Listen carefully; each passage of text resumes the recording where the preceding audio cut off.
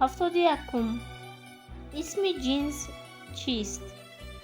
اسمی که نام گروه اشیاءهای همجنس را افاده می کند اسم جنس به حساب می رود. مثال: آب، درخت، آلوچه، پسر، دختر، دوست، کتاب. 72. صفت چیست؟ اون حصه نطقی که علامت اشیاءها را فهمانده به سوالهای چی خیل، چگونه جواب می شود صفت نام دارد. مثال: سرخ، سفید، تیز، بلند، نرم، جوان، کور.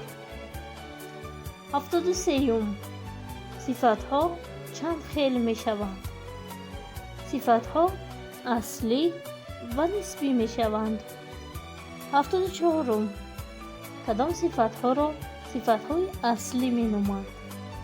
صفتهایی را که خصوصیت اشیا را می فهمانند صفتهای اصلی می نامند.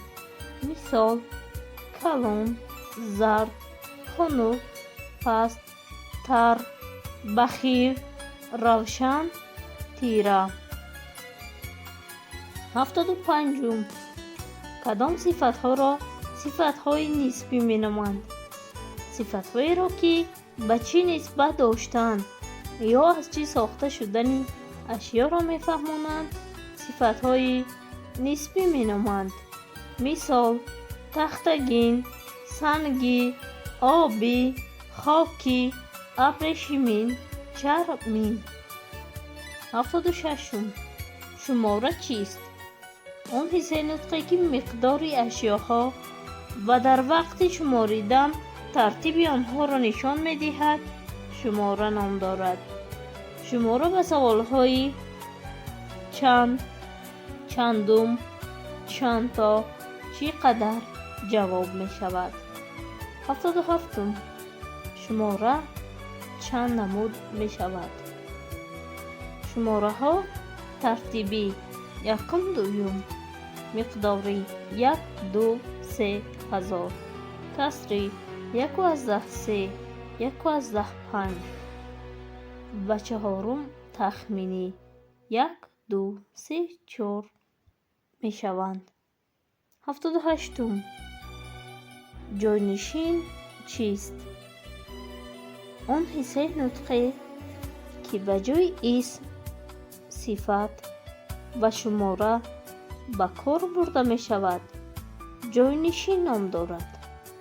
جانشین ها اشیا و علامت آن را نامبر نکرده بلکه به طور عمومی نشان می دهند. جانشین به سوالهای اسم، صفت و شماره جواب می شود. 79. جانشین ها چند نمود می شوند؟ جانشین ها 3 نمود می شوند. یکم: پردمیتی: من می روم. دوم: صفتی: سرخ ها آمدند. سیوم: شماروی: پنجم خواب است. 80. جانشین ها از جهت معنا چند خیل می شوند؟ جانشین ها از جهت معنا 8 خیل می شوند. یکم: شخصی: من، تو، او، ما و غیره ها. دوم: تأکیدی: خودم، خودت، خودش و غیره ها. سیوم: سوالی: کی، چی، کیها، چیها. چهارم: اشارتی: این، آن، همین، همان و غیره ها.